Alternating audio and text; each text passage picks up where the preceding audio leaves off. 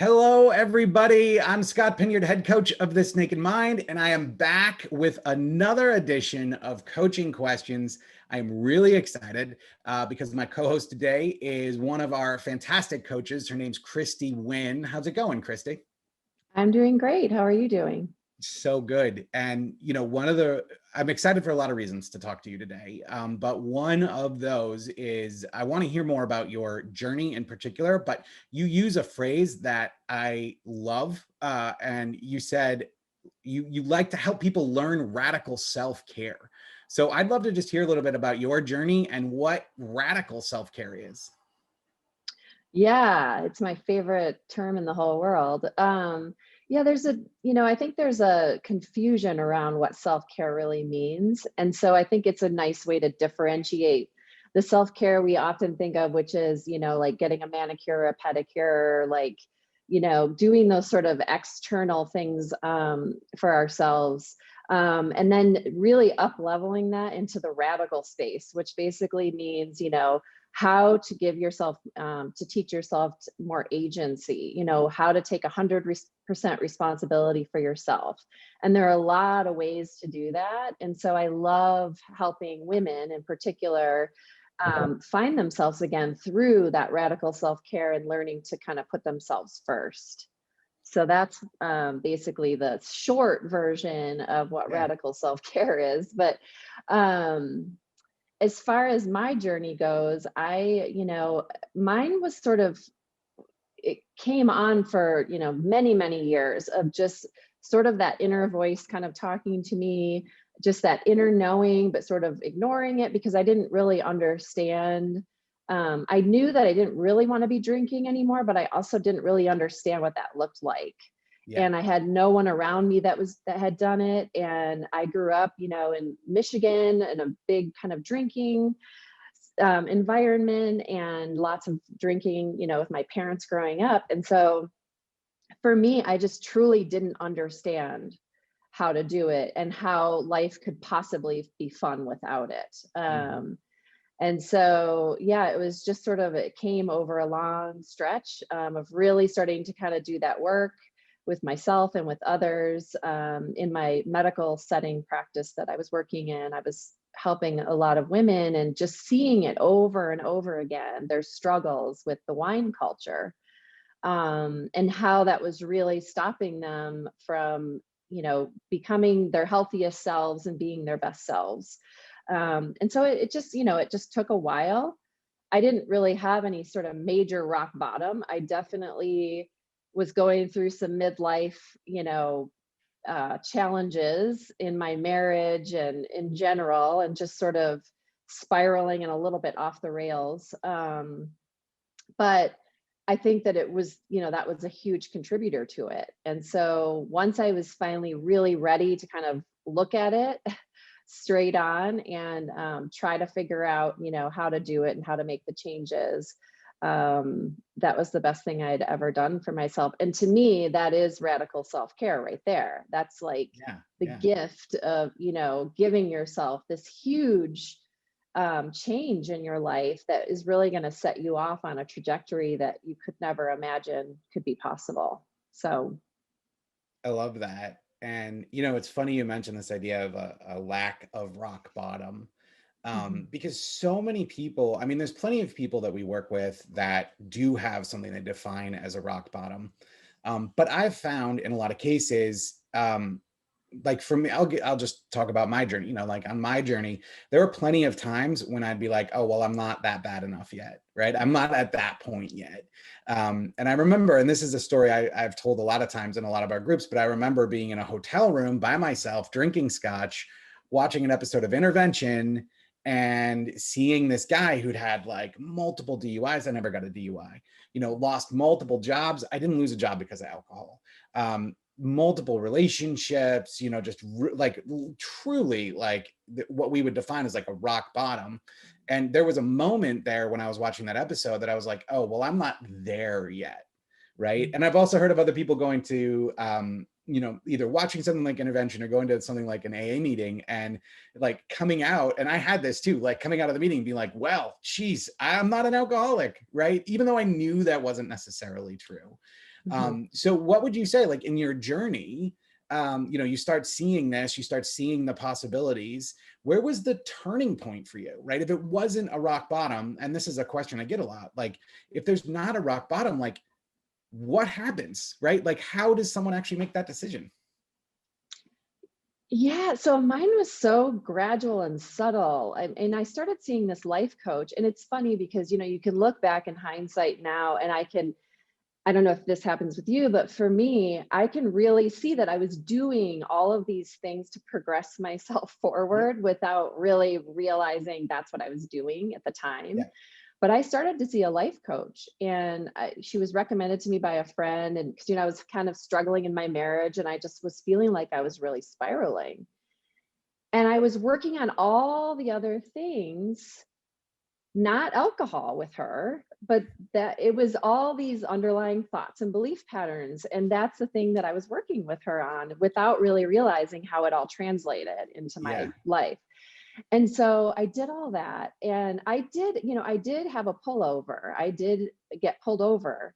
And Hmm. so for some people, I did not get a DUI, but it was really scary.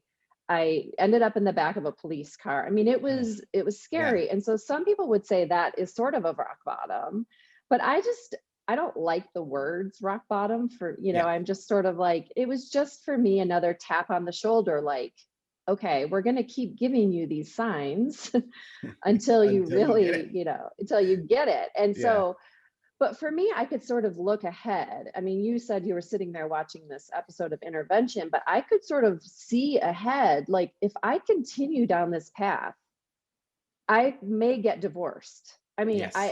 I could see at least enough of that to know that I needed to figure something out.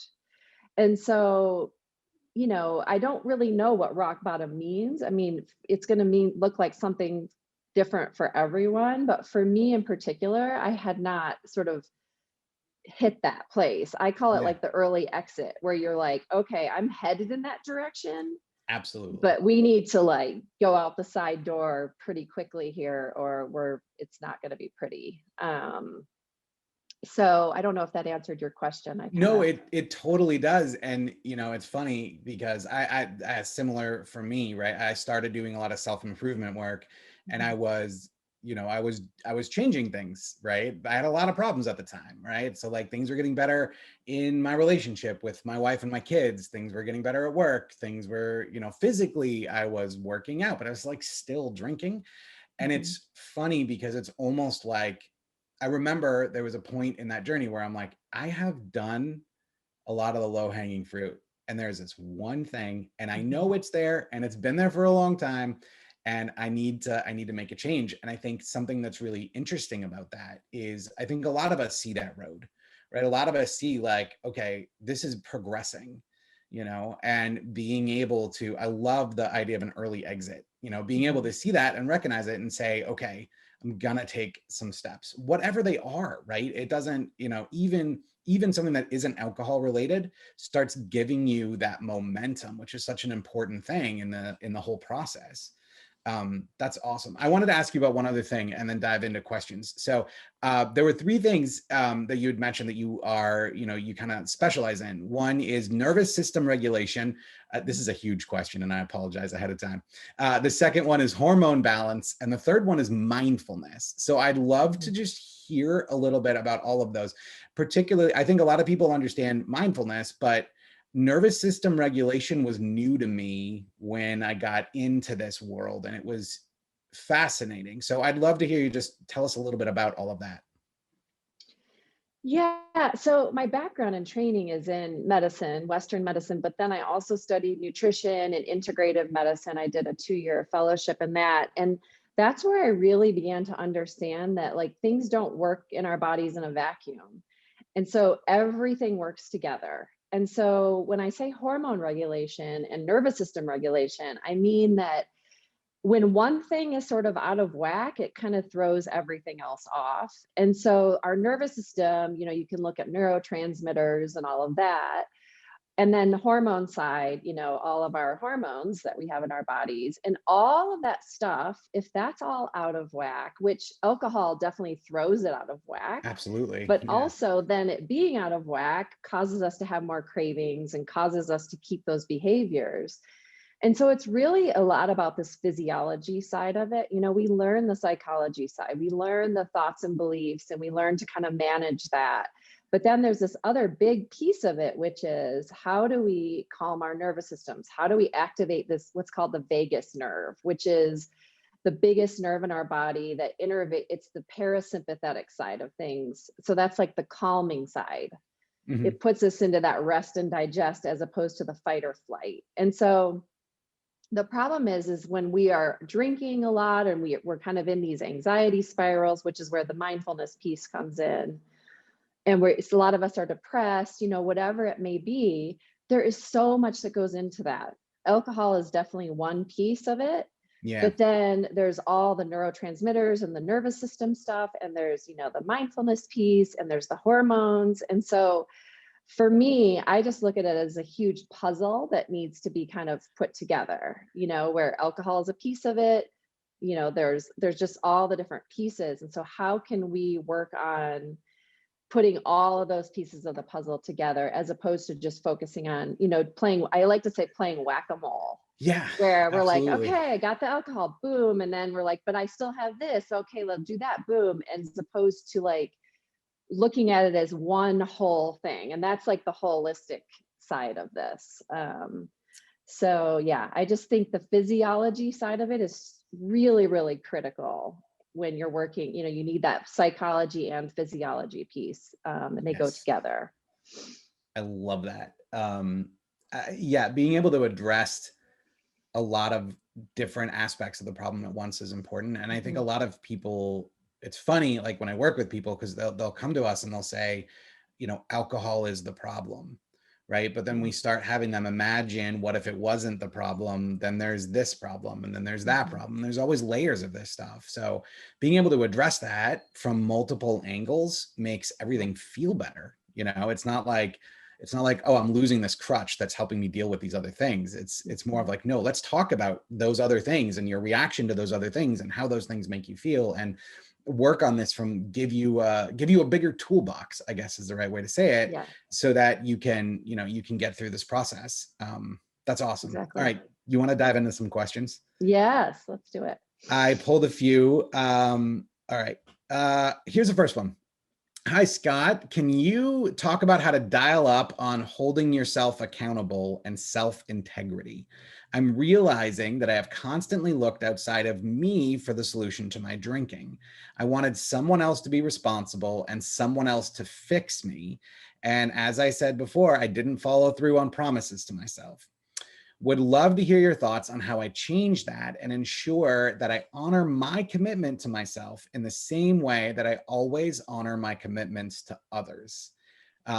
I love this because you kind of talked a little bit earlier, you kind of teed up this question talking about taking responsibility for yourself. So Mhm. you want to take a whack at answering that, Christy?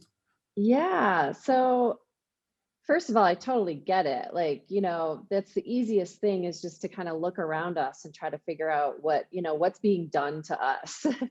And so I think, part of this agency business is really digging deep and and I think the key to all this, first of all, is curiosity. And so really getting curious about what our role is in this, which is, ultimately our responsibility.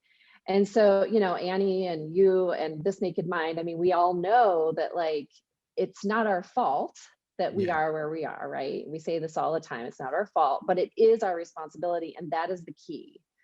And so I think, really just getting curious, digging into those underlying beliefs, kind of just really starting to be willing to be proven wrong, to do the work, to stay curious. I think that's like step one for sure, is just knowing that the answers lie with you. Yeah. And so, we often fall into this resentment pattern where we're just so resentful because we just think all this stuff is happening to us and we're kind of feeling like a victim. But I love to remind people that resentment ultimately means that you're angry over unmet needs, and that nobody else is responsible for your needs being met except you. And so the Yes. minute you can really realize that and just understand that no one else is responsible for me but me, it really, I think, helps shift things in our kind of, work in our processing. So that would be kind of my first kind of response to that. I so love that. And it is true. I think that, it's funny because anytime you hear Annie talk about the process, and I'll say at times too, we talk about this idea of putting down the weapons of blame and shame. Mhm. And I think that, culturally, certainly here in the US, but I think in a lot of places, there is a confusion between the weapons of blame and shame and getting yourself to do something. Like, we feel like this is the only tool we have, right? Like, I didn't go to the gym today. I'm so lazy. What's wrong with me? And we think that that's somehow going to make us want to go to the gym. It doesn't. Mhm. Newsflash, anyone who has a gym membership knows this, right? Mhm. This isn't the thing. And so, to your point, understanding that you already have those answers is a huge step forward. And it's a radically different way of viewing where we're at and how to get where we want to go. One of the things that I've worked with people on a tactic that I'll suggest fairly regularly to people is sort of building up this ability to hold yourself accountable. So Mhm. one of the ideas that the This Naked Mind methodology is built on is building on wins, right? Getting yourself into some sort of momentum. And because for a lot of us, by the time we start really wrestling with this, we've let ourselves down a lot. Mhm. And often, I get comments like, I don't trust myself, or I don't believe Yep. that I'll actually follow through with this. And so being able to give yourself, like in the case of this question, just small opportunities to hold yourself accountable. And I Mhm. mean small, right? Yep. The way that we talk about it in our programs is we'll say, pick something you can win. Like, there's zero doubt. So maybe it's alcohol free for a week. Maybe it's alcohol free for a day. Maybe it's alcohol free from now until 5 o'clock. Mhm. Whatever that is, define that as a win, and you start to realize, wait a minute, I can get there, right? I did this. It wasn't that hard. I wonder if I can go to 5:30. And it's not about this idea of having, of challenging yourself or stretching your limits. It's really about being very clear. This is how I want to hold myself accountable, and getting there and celebrating, Mhm. and so I love the idea of this, that the answers, we already have the answers, and it oftentimes feel like we don't. How do you help clients kind of realize that they might have some of these answers already? Like, how do you do it? I'll tell you how I do it, but I'm interested how you do it too. Well, one of my favorite things to do is just to ask them what advice they would give someone else in the same Mm, position. And that automatic, I mean, it's amazing what they come up with. yes. And so I'm always like, why can't we treat ourselves the way we treat others, And so I really work a lot on that, is that like self-compassion piece and that self-love piece where we're so willing to give it, we're so Yeah. willing to, treat our children with respect and our friends, and we're helpful and we're supportive and we don't judge them, but yet look what we do to ourselves. And so I love turning it around on them and just saying, imagine if I was coming to you with this question, what advice would you give me? And it's amazing what they come up with. It's just like they just shift everything. They go into this, caring, and I'm like, why can't you give that to yourself? And so I love to work with people on learning to receive and learning Mm, to trust themselves. I love what you said about it. It's about trusting ourselves again, because for so many years, I mean, for me, it was 32 years of drinking. You really learn to not trust yourself anymore. absolutely. It's just very deep inside where, you're just like, and it's just subtle and little ways, and we really learn to doubt ourselves and distrust ourselves. Is that a word, distrust? And Yeah, it is now. I think it um is, but either way, I like yeah, it. yeah. And so for me, I just really love to work on helping people come back to themselves in that way of, okay, you're right, it's building on these small wins, it's understanding that you have the answers. and kind of helping them, work through different ways of that, they're worthy of receiving it. They already know it, it's already there, but how can you feel worthy enough to give it to yourself? I love that. Yeah, one of my favorite things, which ends kind of in a similar question to that, is I will ask people kind of rapid fire questions. Hmm. And the reason that I do that is I try to get just that immediate response. If I ask a question and they're like, and they're thinking about it and they're spending time, I don't want that, right? Because they're running it through filters, they're running it through Yes. lessons, Yeah. beliefs they have, all of that. So just Yeah. asking people questions at a rapid clip, very often you get the same thing where they're almost answering like they're not talking about themselves. And when they put those two things together, Mhm. it's amazing. When they Yeah. recognize that, same thing with asking, you asking that question, like when they see, wait a minute, if my daughter or sister or best friend or whatever came to me and asked me this question, there's no way I would treat them like I treat myself. Mhm. Mhm. Whoa, it's a huge realization.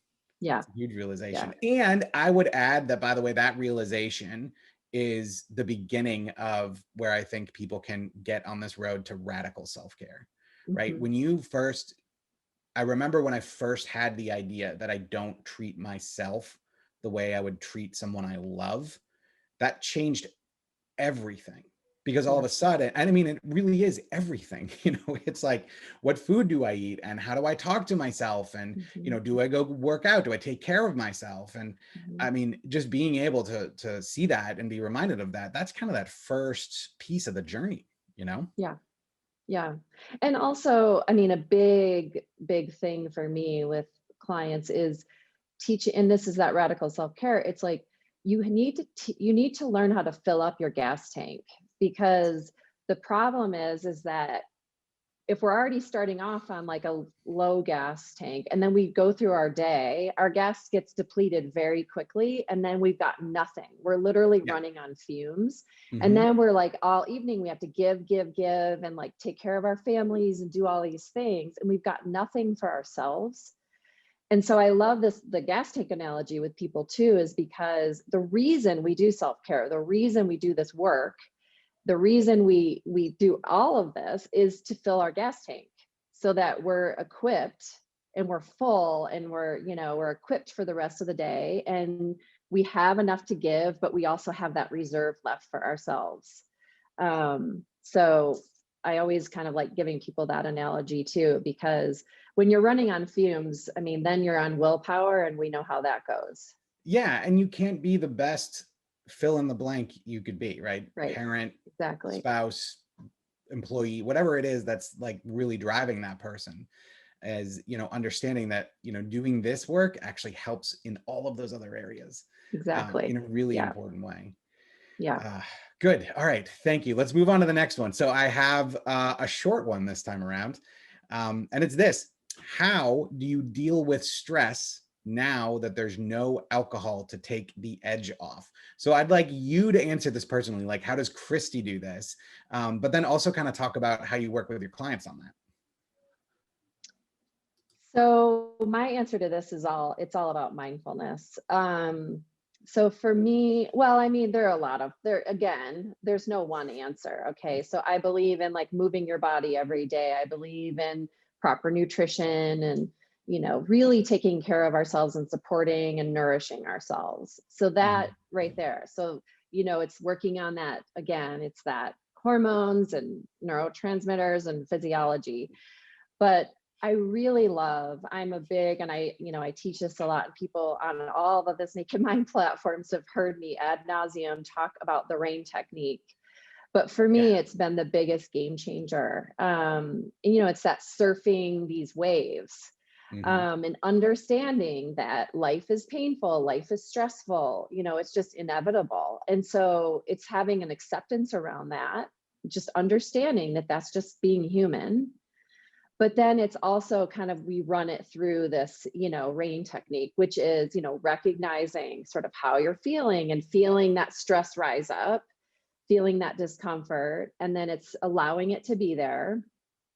But the key to it is also investigating it without judgment. And so we talk a lot about, you just said earlier about the filters that we Mhm. go through. And, Yeah. our brains love to attach stories to all the things. And it just like sends us off on these spirals because we start to judge ourselves. And so it's really about honing in on these skills of like allowing discomfort to be there. And then also, working on like rewiring the brain in so many ways that we talk about in This Naked Mind through the ACT techniques and all of that. But also, I love a good meditation practice. I'm a big fan of tapping. So there's just so many ways to calm that nervous system. And over time, the beauty of it is you build up that muscle memory, Mhm. and that Yes. neuroplasticity, which we talk about a lot, which is one of my favorite topics. But over time, the stressful situations that used to really wig you out and send you onto a spiral, you'll notice over time that you can kind of just let them move in and out, in and out. And it's you become way more responsive rather than reactive. And you start to notice it in your everyday life that, oh, wow. And there's those wins, like, oh, I just totally dealt with that situation way differently than I would have, that I used to. Um, and you'll notice that your stress response doesn't like go through the ceiling. It Yeah. actually just kind of stays at a nice, little level, and then you're able to really bring it back down through all those tools.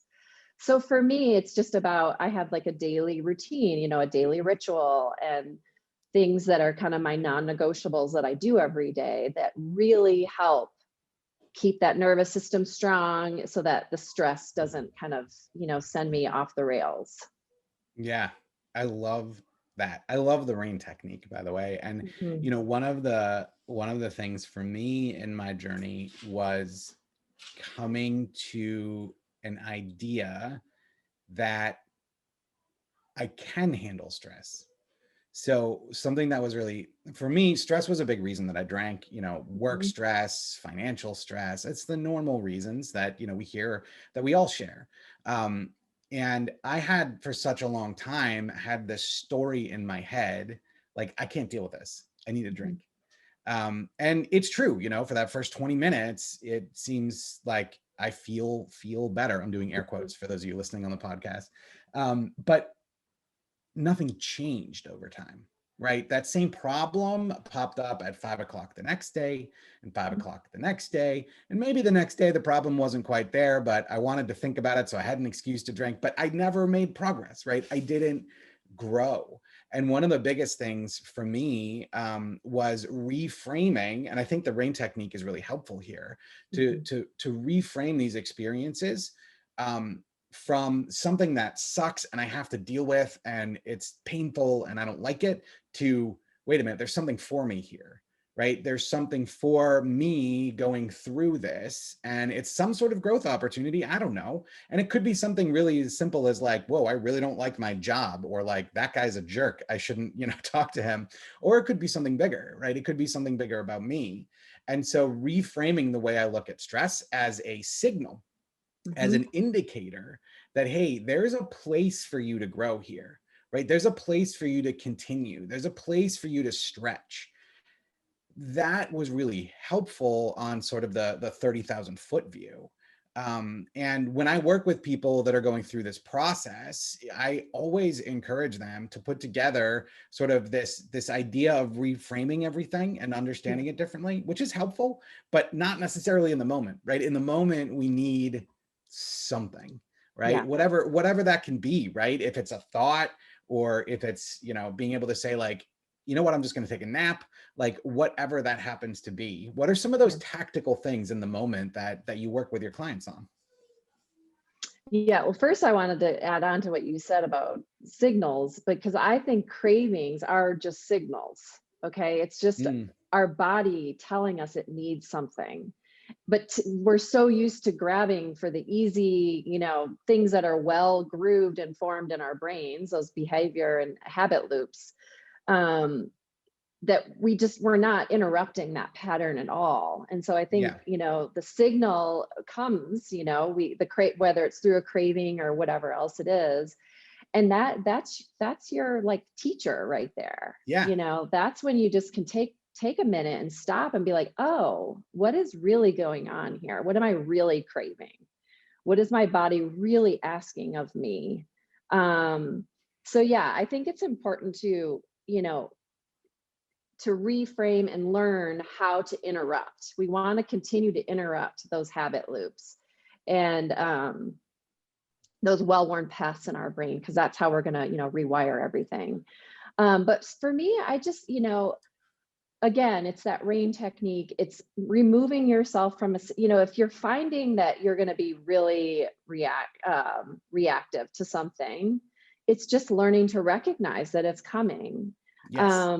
And again, it's going through sort of, and what I like to do with people is I love to have people start a resource list for themselves. I love and it's that. called, it's called resourcing, where you really just start to write out, like, step 1, drink a glass of water. Step 2, this, just write out your tools, just write them all out. Just do a big brain dump onto a piece of paper, just down to the basics. Like, do I need to lay down for a minute? Do I need to go for a walk around the block? Like, what do I, and so write all of it out, because in that moment when you're starting to spiral and you're going off the rails and you're really having a strong craving and you just don't know what to do, look at your list.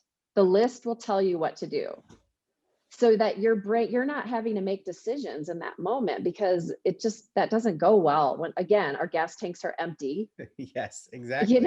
We're spiraling, our kids are screaming, like we're just like, oh my gosh, those are the moments when we're going to make decisions that we're not going to be proud of later. So I tell people, have your list handy, just look at it and follow, just do what it tells you. Okay, I'm going to go drink a glass of water. Okay, did that. And usually what happens is by the time you get to 2 or 3 on the list, you're done. You've gotten through it. Yeah. So it's really just that interruption. We need that pause. We need that interruption. And sometimes it just takes a 5-second pause. Sometimes it takes 5 minutes. Sometimes it takes us having to really work through our list, and put in a little extra oomph when we don't really have it, but we do it. And there are those wins. And then you've just won again. You've just learned to trust yourself again. You've just, you've really built up and started to rewire that brain and done things that we can be really proud of ourselves for. And I think that's what builds up that resiliency, and that's what builds up, again, it's that trust. So, yeah. I love that. I love the resource list. That's so good. All right. So we are just about out of time. I'm instituting, and I did not tell you about this before we started recording. So you're the first one. I'm instituting a new thing at the end of every one of these episodes that I am calling the big question. It's a curveball question. Are you ready? I don't know. It's early. Okay. It is early for you. Okay. So here's the question, Christy. What is a better band, the Beatles or the Rolling Stones? Okay, I am going to be very unpopular for this, but I am not a Beatles fan. Oh my God, me either. I know. That's so funny. No, I'm with you. Yeah, no. I mean, I don't hate them, but yeah. Yes, I don't really get it. I don't know. So I have to say Rolling Stones. I'm more of a rock and roll person. I don't know. So Beatles to me just don't do much for me. I love it. And I know it's very unpopular. Thank you for being brave, Christy. I really appreciate it. All right. Well, thank you for hanging out with me for half an hour. This was awesome. I really appreciate you giving us the time. What is your website, Christy, if people want to find out a little bit more about you? Yeah. So speaking of rock and roll, my website is danceyourselfcleancoaching.com. Awesome. Thank you. Yeah. Thanks for, again, hanging out for a bit. And thank you guys for listening. I really appreciate it. We'll be back next month with another edition of Coaching Questions, and we'll talk to you then. Take care. Hi, it's Annie Grace. I wanted to interrupt this podcast, or I guess the end of this podcast, to say that if you are totally serious about actually, truly, and forevermore transforming your relationship with alcohol, really leaving it behind in the rear view mirror for once and forevermore and changing your psychology about it, we have a program called The Path that is created specifically for you.